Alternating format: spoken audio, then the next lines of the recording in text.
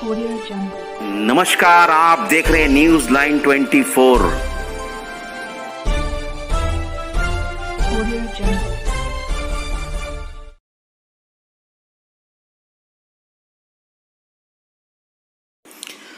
अरब से जो आई ज़बान नहीं हूँ मैं, फ़कत ज़बान मुसलमान नहीं हूँ मैं।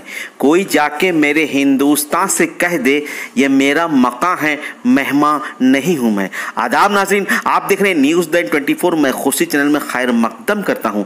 जिस ज़बान ने इनकलाब जिंदाबाद का नारा दिया, वो ज़बान जो हिंदुस्तान में पैदा हुई, पली बढ़ी, आज अपनी बका के लिए हिंदुस्तान में जद्दोजहद करते हुए दिखाई दे रही है। आसनसोल में उर्दू कॉलेज के क़याम को लेकर एक दस्तखती मुहिम चलाई गई। आइए तफसील रिपोर्ट अपने नुमाइंदे के साथ देखते हैं। और नौजवानों में जोश दिला रहे थे। साथियों, मौलाना अबुल कलाम आजाद का कौल है कि जो अपने लिए जिंदा है वो अपने कौम के लिए जिंदा लाश है। साथियों, मैं अब जिन्हें आवाज दे रहा हूँ इस शेर के साथ कि जो हुक्म देता है वो इल्तिजा भी करता है, जो हुक्म देता है वो इल्तिजा भी करता है, आसमां कहीं पे झुका भी करता है। बेवफा तू बुरी खबर सुन ले, इंतजार कोई दूसरा भी करता है। साथियों, मेहमान हजरत, सामीन हजरत, अस्सलाम वालेकुम। मैं ज्यादा वक्त लेना नहीं चाहता आप हजरात का, शिद्दत की गर्मी है। मुख्तसर बस इतना कहना चाहूंगा कि इस गवर्नमेंट में, तृणमूल कांग्रेस की इस गवर्नमेंट में इज्जत-ओ-माब मोहतरमा ममता बनर्जी चीफ मिनिस्टर बनने हुए आज 10 साल का अरसा हुआ। 10 साल के अरसे में मगरबी बंगाल में कभी नंदीग्राम नहीं हुआ। 10 साल के अरसे में जंगल महल में हर रोज जो 10-20 को मार के रोड पे फेंक दिया जाता था, वो मंजर देखने को नहीं मिला। इस 10 साल के अरसे में दार्जिलिंग का स्ट्राइक नहीं हुआ। इस 10 साल के अरसे में पूरे मगरबी बंगाल में अमन व अमान बरकरार रहा।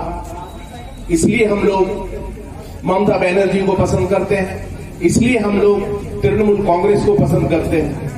आज का दिन गांधी जी का बर्थडे भी है।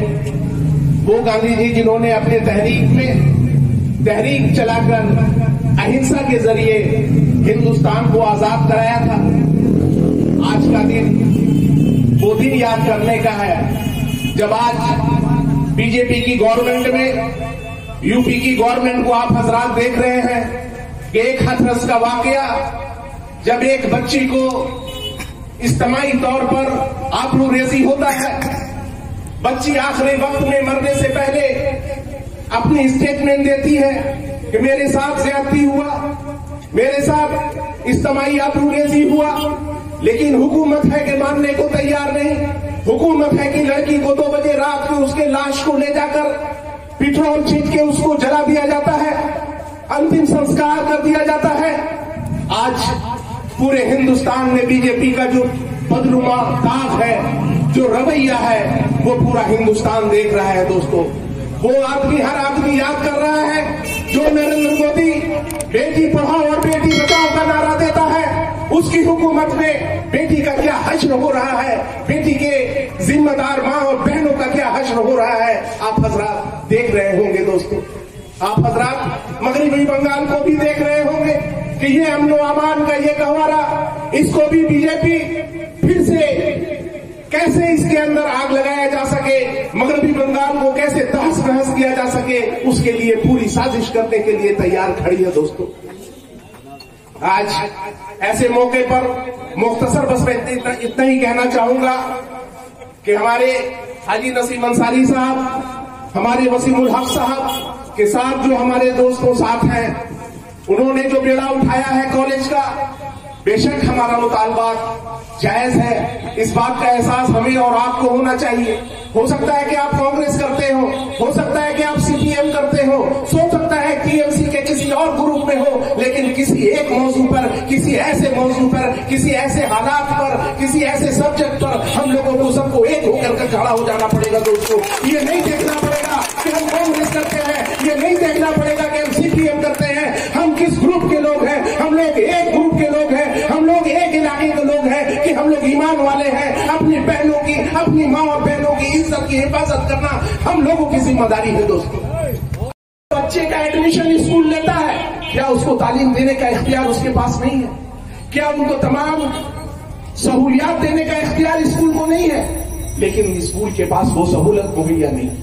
स्कूल के पास न उनके पास तमाम टीचर मुहैया है, न उन तमाम 1000 बच्चे को बैठाने का इंफ्रास्ट्रक्चर है। तो मैं चाहता हूं कि 34 साल जो गुजरा, अब ये 10 साल जो आया है, हमारे सहूलियात के लिए, हमारे जरूरत के लिए, हमारे बच्चे और बच्चों को तालीम बेहतर से बेहतर देने के लिए हुकूमत पहल करे, हम लोग मुतालबात रखें, तभी तो ये पहल कामयाब हो पाएगा। दोस्तों, अगर हम खामोश रहेंगे ये सोच करके कि वो ये बातें तो फला उठा रहा है, मैं क्यों उसका साथ दूं, ये बातें फला उठा रहा है, मैं उसके क्यों खरीद जाऊं। दोस्तों, ये सोचने का वक्त नहीं है। कुछ हालात ऐसे होते हैं, कुछ मुतालबात ऐसे होते हैं, कुछ चीजें ऐसी होती हैं जिसके लिए हम और वो नहीं देखा जाता। एक जगह करके हम लोग मुतालबात को आगे बढ़ाएंगे।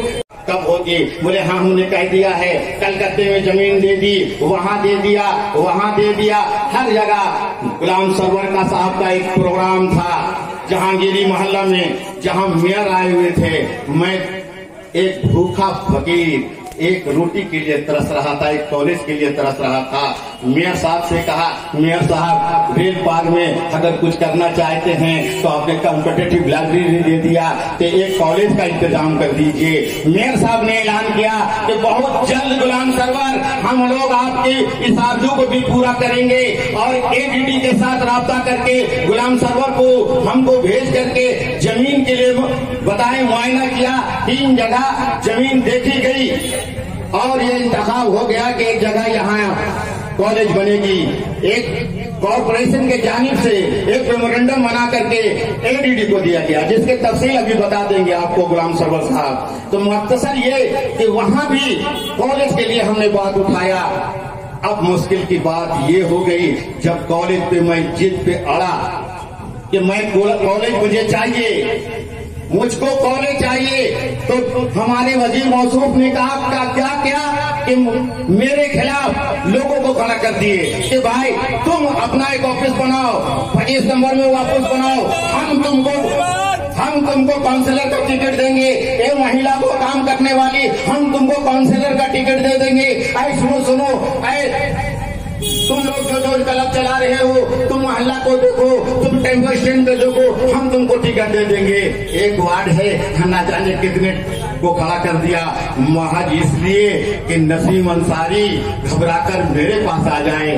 मैंने कहा, मुलेदा आप मुझको बात दे दीजिए, मैं जिस कुर्सी पे आया हूँ, जो कुर्सी पे अल्लाह ने मुझे अता किया है, कल खुदा की कसम मरने के बाद अल्लाह हमसे पूछेंगे, ऐ नसीम अंसारी तुमने क्यों नहीं बात उठाई थी, आवाज पहुंचाना तो मेरा काम था, इसलिए खुदा की कसम आज आवाम के पास आया हूँ। सुन लो, मेरा कसूर सिर्फ इतना है, गुलाम सरवर का कसूर इतना है, हमारे वसीमुल हक का कसूर इतना है कि चारों काउंसिलर को बात दे दिएगा। मुलाई घटक ने कहा, अब तुम लोगों को काउंसिलर की जरूरत नहीं, हर वार्ड में हम काउंसिलर पैदा कर लेंगे, इसलिए कि तुमने पढ़ाई मांगा है, हम तुमको पढ़ाई नहीं देंगे। हम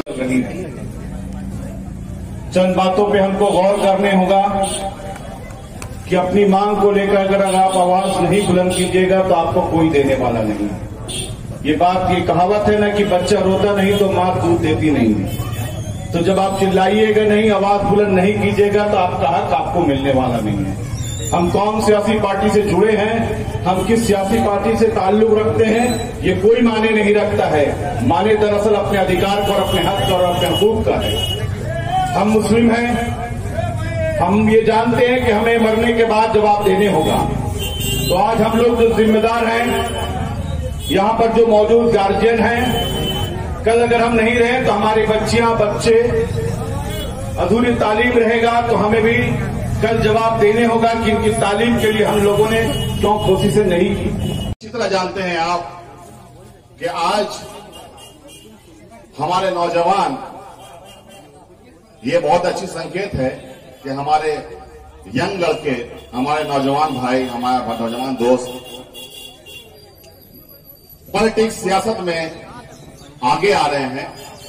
इसलिए वो आगे आ रहे हैं कि अपने कौम के फलाहबूदी में वो अपने खिदमत को अंजाम दे सके। इसी नेक ख्वाहिशात के साथ वो आगे बढ़ रहे हैं।